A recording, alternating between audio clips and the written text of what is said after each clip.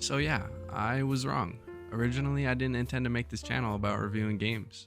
Instead, just ideas and topics about games.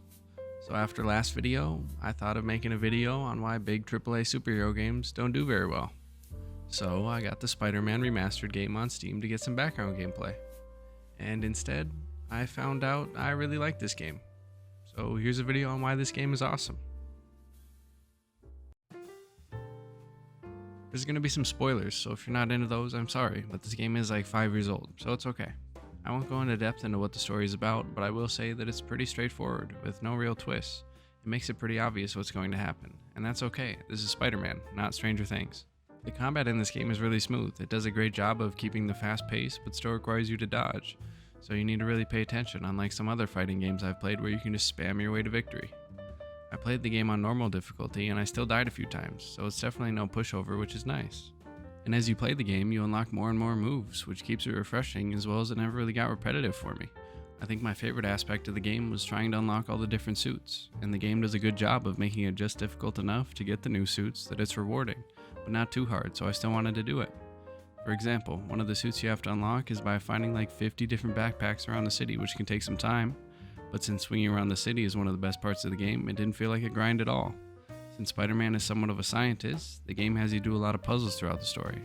And I don't know if I'm weird for enjoying them as much as I did, but I liked how they got pretty difficult by the end of the game. It was a good break from the fast-paced action. The game does a really good job of bringing action to wherever you are throughout the city. No matter what subsection you're in at the time, there's always some type of crime going on, so there's never a dull moment. I'm sure this game didn't look very good on PS4 when it came out 5 years ago.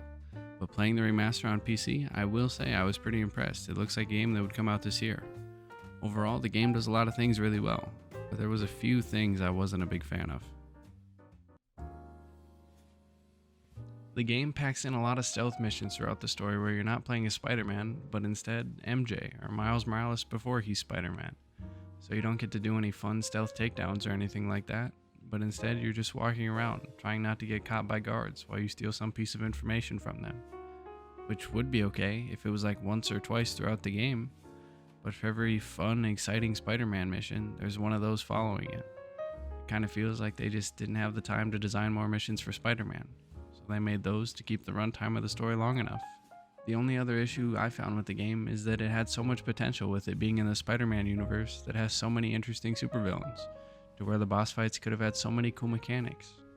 But instead, every boss fight feels more or less the same, with the common theme being you have to web up the boss before you can hit them or throw some piece of the environment at them to stun them. I think it really boils down to the bosses only having like 1 or 2 moves, so it was really easy to dodge everything. So on one hand, I was really excited because there was a build up to every boss fight, and just from watching the Spider-Man movies, I know how cool they could have been. But yet after every fight in my head, I was just saying, that's it? So am I glad that I bought and played through the game? Yes. I haven't played a story-driven fighting game like this in a long time, and I think this was the perfect game to get me back into the genre. It's all around just a good time. And like I said, originally I was going to make a video on why these types of games aren't as popular as, say, the Elder Scrolls games, God of War, Assassin's Creed, whatever other AAA story game that I might be missing.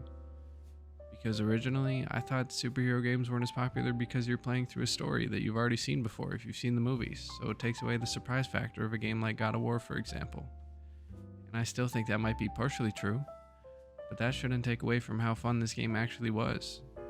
After playing it, it kind of makes me want to try some of the Batman games, or maybe even Gotham Knights, which didn't get very good reception, so I might have to see what that's all about. If you haven't played through this game, you should.